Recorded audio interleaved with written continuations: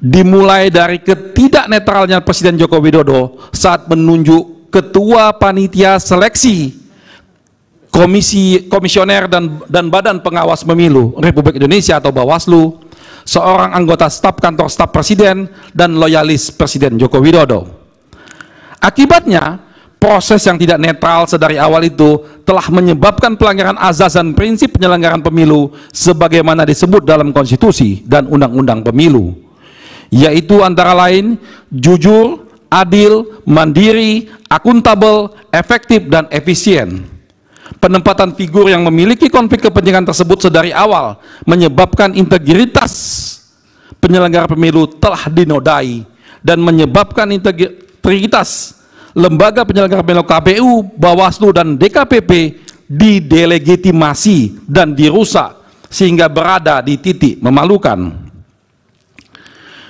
Konflik kepentingan tersebut dilarang sebagaimana ketentuan pasal 5 angka 4 dan angka 6 Undang-Undang Nomor 28 tahun 1999 tentang penyelenggaraan negara yang bersih dan bebas dari KKN.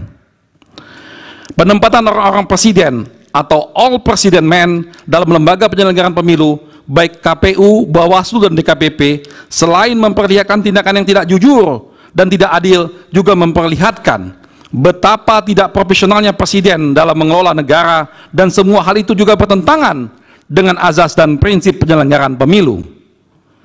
Selain menempatkan orang presiden dalam menyeleksi penyelenggara pemilu, Presiden Joko Widodo juga memanfaatkan para pembantunya di kabinet dan aparatur kekuasaan lainnya untuk menggerakkan jajaran birokrasi, pejabat kepala daerah, kepolisian, dan Tentara Nasional Indonesia, hingga aparat pemerintah di level terendah seperti kepala desa dan perangkat desa. Mereka dikooptasi dan digerakkan untuk pemenangan paslon 02, yaitu Prabowo Subianto dan Gibran Rakabuming Raka yang merupakan anak dari Presiden Joko Widodo. Keseluruhan tindakan aparat dan aparatur di atas menyebabkan terjadinya the violence of election, dan pada tingkat yang paling mengenaskan telah memicu terjadinya brutality democratic process. Pada situasi tersebut, program dan kebijakan pemerintah dibajak, uang negara disalahgunakan secara melawan hukum untuk kepentingan pasangan calon capres dan wapres dalam Pilpres 2024 yang terafiliasi kepentingan Presiden Joko Widodo. Bahkan pada situasi yang paling buruk terjadi 3 hal, yaitu pertama, seluruh alat negara yang punya otoritas melakukan kontrol dan penegakan hukum luluh lantak karena dilumpuhkan, diruntuhkan, dan dirusak, sehingga tidak dapat menjalankan tugas dan kewajibannya. Kedua, penyelenggaraan pemilihan dikendalikan dan dimanfaatkan untuk kepentingan kekuasaan.